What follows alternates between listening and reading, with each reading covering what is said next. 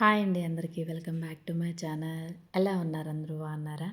So ఈ వీడియోలో నేను మీతో ఒక మంచి టేస్టీ అండ్ హెల్తీ రెసిపీని షేర్ చేసుకోవడానికైతే వచ్చేసాను. ఆ రెసిపీ ఏంటంటే, ఈ రెసిపీ యూట్యూబ్లో కూడా లేదండి. ఎందుకంటే నేను సెర్చ్ చేసి మరీ చెప్తున్నాను. నాకైతే యూట్యూబ్లో ఎక్కడా కనిపించలేదు ఈ రెసిపీ. నేను నా ఓన్గా ఇలా చేస్తే ఎలా ఉంటుంది అని ఆలోచించి చేశాను.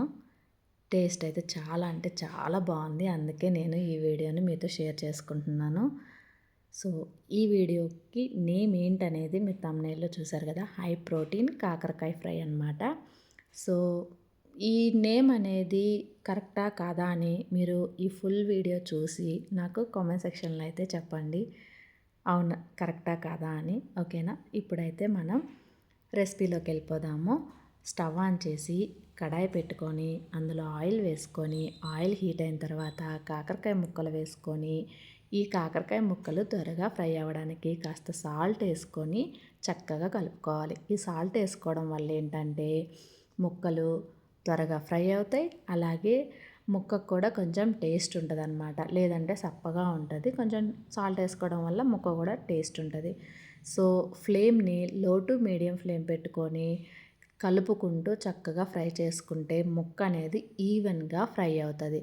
లేదని హై ఫ్లేమ్లో పెట్టుకుంటే ముక్కలు ఒక ముక్క మాడిపోతే, ఒక ముక్క ఉడకకపోతే అలా అవుతుంది అనమాట. సో లో టు మీడియం ఫ్లేమ్ పెట్టుకొని కలుపుకుంటూ ఫ్రై చేసుకుంటే ఈవెన్గా ఫ్రై అవుతుంది. ఇప్పుడు ఫ్రై అయిపోయిన ముక్కల్ని పక్కన పెట్టేసుకున్నాం కదా. నెక్స్ట్ ప్రాసెస్లోకి వెళ్ళిపోదాము. ఒక మిక్సీ జార్ తీసుకొని ఎండుమిరపకాయలు తీసుకోవాలి. ఈ ఎండుమిరపకాయలు అనేది మీరు తినే స్పైసీని బట్టి మీరు తీసుకోండి. తర్వాత రాక్ సాల్ట్, తర్వాత బాదం పప్పు, ఇంకా సన్నగా కట్ చేసుకున్నటువంటి ఎండు కొబ్బరి. ఫస్ట్ వీటినైతే మిక్సీ వేసుకుందాము. ఎందుకంటే బాదం పప్పు, కొబ్బరి అనేది త్వరగా మెత్తగా అవ్వదు. అందుకని ముందు వాటిని మిక్సీ వేసుకోవాలి. తర్వాత నెక్స్ట్ ఇంగ్రీడియంట్స్ తీసుకోవాలి. నెక్స్ట్ తీసుకునే ఇంగ్రీడియంట్స్ ఏంటంటే pumpkin seeds, sunflower seeds, water melon seeds, నువ్వులు, అవిసెలు. ఇవైతే మా ఇంట్లో ఎప్పుడు కూడా ఫ్రై చేసి ఒక డబ్బాలో స్టోర్ పెట్టుకుంటాను. మా ఇంట్లో ఎక్కువనే వాడతామండి. సో వీటిని 2 కప్స్ తీసుకున్నాను అనమాట. ఇప్పుడు మీకు అర్థమైపోయి ఉంటుంది కదా, నేను ఈ రెసిపీకి ఆ నేమ్ని ఎందుకు పెట్టాను అని చెప్పేసి. వీటి వల్ల యూజెస్ ఏంటనేది ఈ రోజుల్లో అయితే అందరికీ తెలిసిందేనండి. అయితే వాటిని ఇలా ఎందుకు వాడకూడదు అని చెప్పేసి నేను ఇలా రెసిపీని అయితే చేశానండి, కాకరకాయ ఫ్రైని. సో వాటిని కూడా ఇలా అయితే మెత్తగా వేసుకోకుండా 2 పల్స్ ఇచ్చాను అంతే. చూడండి, మీకు కనిపిస్తుంది కదా, ఇలా అయితే ఫ్రై చేసుకున్నాను. దీనిలో 2 వెల్లుల్లి, అంటే పెద్దవి 2 వెల్లుల్లి గడ్డలు అయితే నేను తీసుకున్నాను అనమాట. అంటే నేను చేసే క్వాంటిటీ కొంచెం ఎక్కువ ఉండింది, అందుకు నాకు 2 వెల్లిగడ్డలు అయితే పట్టినాయి. మీరు చేసుకునే క్వాంటిటీని బట్టి మీరు తీసుకోండి. చక్కగా ఇలా మేము మిక్సీ వేసుకున్నాం కదా. నాకు ఈ మిక్సీ వేసిన టైంలో ఒక ఐడియా వచ్చింది. ఐడియా అంటే దీన్ని కూడా ఎందుకు మనము ఒక రెసిపీ లాగా చేయకూడదా అనిపించింది. మంచిగా వేడి అన్నం ఉంది పక్కనే. ఆ వేడి అన్నం తీసుకొని ఈ కారపొడి వేసుకొని కొంచెం నెయ్యి వేసుకొని తిన్నానండి. చాలా అంటే చాలా బాగుంది. ఈ రెసిపీని కూడా నేను త్వరలోనే మీతో షేర్ చేసుకుంటాను. తర్వాత తాలింపు పెట్టుకుందాము. ఈ ఆయిల్ చూసైతే ఎవరు భయపడొద్దండి. ఎందుకంటే ఈ ఆయిల్లో మనం ముందుగా ముక్కల్ని, అదే కాకరకాయ ముక్కల్ని ఫ్రై చేసుకున్నాం కదా. ఆ కాకరకాయలు గ్రీన్ కలర్లో ఉంటాయి కాబట్టి ఆ కలర్ అనేది ఆయిల్కి వచ్చేసింది. ఆ ఆయిల్ కూడా ఆ గ్రీన్ కలర్కి వచ్చిందనమాట. అంతే, అంతకుమించి ఇంకేం లేదు, భయపడొద్దు. ఇందులో తాలింపు గింజలు వేసుకున్నాను.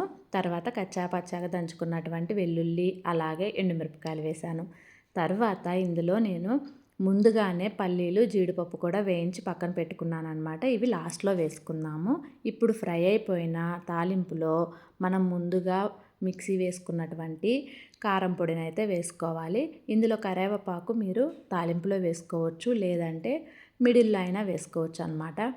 ఇది నేను కలపడానికి రావట్లేదు, ఎందుకంటే నాకు ఒక చేతిలో కెమెరా ఉంది, ఒక చేతిలో గరిటె ఉంది. అందుకని నాకు కలపడానికి రావట్లేదు. దీన్ని కలపాలంటే నేను ఫోన్ పక్కన పెట్టేయాలి. సో ఫోన్ పక్కన పెట్టేసి ఫ్లేమ్ని మీడియం ఫ్లేమ్లో పెట్టుకొని చక్కగా కలుపుకోవాలండి. లేకుంటే అడుగంటుతుంది. కారం కదా, కారం ఫాస్ట్గా అడుగంటుతుంది. అందుకు అడుగంటకుండా చక్కగా కలుపుకోవాలి. నేనైతే మధ్యలో వేసాను అనమాట కరివేపాకుని. మీ ఇష్టం, మీకు కావాలంటే మధ్యలో వేసుకోవచ్చు, లేదంటే ముందు తాలింపులోనైనా వేసుకోవచ్చు అనమాట. చూడండి చక్కగా అయిపోయింది. ఇక్కడ కూడా ఒక ఐడియా వచ్చిందండి నాకు. ఇప్పుడు దీన్ని కూడా మనం ఎందుకు టేస్ట్ చేయకూడదు, ఇది కూడా డిఫరెంట్గా టేస్ట్ వస్తుంది కదా అని చెప్పేసి టేస్ట్ చేశాను. బాగా అనిపించింది. ఇది కూడా డిఫరెంట్ టేస్ట్ వచ్చింది. ఇంకపోతే ఇందులో కొంచెం ఫ్రై అయ్యేటప్పుడు ఆనియన్ వేసి, ఆనియన్ గోల్డెన్ బ్రౌన్ వచ్చిన తర్వాత కారపొడి వేసి ఒక 5 మినిట్స్ ఉంచి దించేసుకున్నామంటే ఆ టేస్ట్ ఇంకా బాగుంటుంది అనమాట. తర్వాత ఈ ఫ్రై అయిపోయిన కారంలో కాకరకాయ ముక్కలు వేసుకొని చక్కగా కలుపుకోవాలి. సాల్ట్ సరిపోయిందా లేదా అని చెప్పేసి ఈ స్టేజ్లో ఒకసారి చెక్ చేసుకొని సాల్ట్ సరిపోకపోతే వేసుకొని చక్కగా కలుపుకోవాలి. అంతేనండి. తర్వాత ఫైనల్ టచ్ ఏంటి, మనం ముందుగా ఫ్రై చేసుకున్నటువంటి పల్లీలు, జీడిపప్పు అనమాట. వీటిని కూడా వేసి చక్కగా కలుపుకోవాలి. ఇది తింటుంటే ఆ పల్లీలు కానీ జీడిపప్పు కానీ పంట కింద పడితే చాలా అంటే చాలా టేస్టీగా ఉంటుందండి. సో ఇప్పుడు మీకు అర్థమైందా నేను ఎందుకు దీనికి హై ప్రోటీన్ కాకరకాయ ఫ్రై అనే నేమ్ ఇచ్చాను అని చెప్పేసి మీకు అర్థమైపోయింది కదా.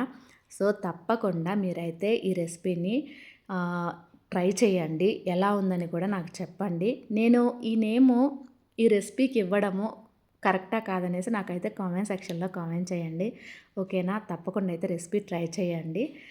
Thank you for watching. ఈ వీడియో మీకు నచ్చితే తప్పకుండా like, share, subscribe. Thank you for watching. Take care. Bye.